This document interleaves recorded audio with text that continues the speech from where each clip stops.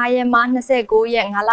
2026ရက်အထိတပတ်စာလေးလာတင်ပေးတာပဲဖြစ်ပါတယ်ရှင်။စာရွက်လေးနဲ့ဘောပင်လေးကင်ပြီးလိုက်မှတ်ထားပေးကြပါရှင်။လာမယ့်အပတ်အတွက်မပြောက်ပတ်သီးက1ရက်5ရက်9ရက်ပါရှင်။ထပ်ပြောပေးပါမယ်နော်။လာမယ့်တစ်ပတ်မှာမပြောက်ပတ်သီးက1ရက်5ရက်9ရက်ပါရှင်။ break ကစားခြင်းသောသူလေးတွေကတော့38 break ကမပြောက် break ပါရှင်။ main တွေကိုတော့မရွေးပေးတော့ပါဘူးနော်။ main ကရွှေရုံးရဲ့အဖွဲ့ဝင်တွေအတွက်ခြံထန်ထားရမှာမို့ပါရှင်။နားလည်ပေးကြပါနော်။ရွှေရုံးရဲ့တစ်ပတ်စာတွေကအကုန်လာမှာပါနော်။အကုန်လုံးကိုတော့မစော့ပါနဲ့နော်ကြိုက်နှစ်သက်ရာတစ်မျိုးတည်းကိုပဲရွေးချယ်ပြီးစော့ကစားပေးကြပါရွှေရုံးပင်းရဲ့အဖွဲ့ဝင်လေးတွေကိုလည်းဒီလိုပဲမှာပါတယ်နော်ကိုအားတန်ရာပတ်သီးဖြစ်ဖြစ်အခွေဖြစ်ဖြစ်ကစားပြီးအမျက်ယူကြပါတစ်မျိုးပြီးမှတစ်မျိုးဆက်ကစားကြပါလို့မှာပါတယ်နော်မဝင်ဘဲနဲ့လည်းရွှေရုံးရဲ့ free ပေးထားတာလေးတွေနဲ့လည်းကစားရင်ရပါတယ်ရှင်ရွှေရုံးအသေးတွေအားလုံးပဲအမျက်များများနဲ့ရွှေထုတ်ကြီးကြီးပိုင်ဆိုင်နိုင်ကြပါစေရှင်အားလုံးပဲတာယာတဲ့နေ့လေးဖြစ်ပါစေလို့ဆုမွန်ကောင်းတောင်းလိုက်ပါတယ်9ရက်မှ29ရက်5လ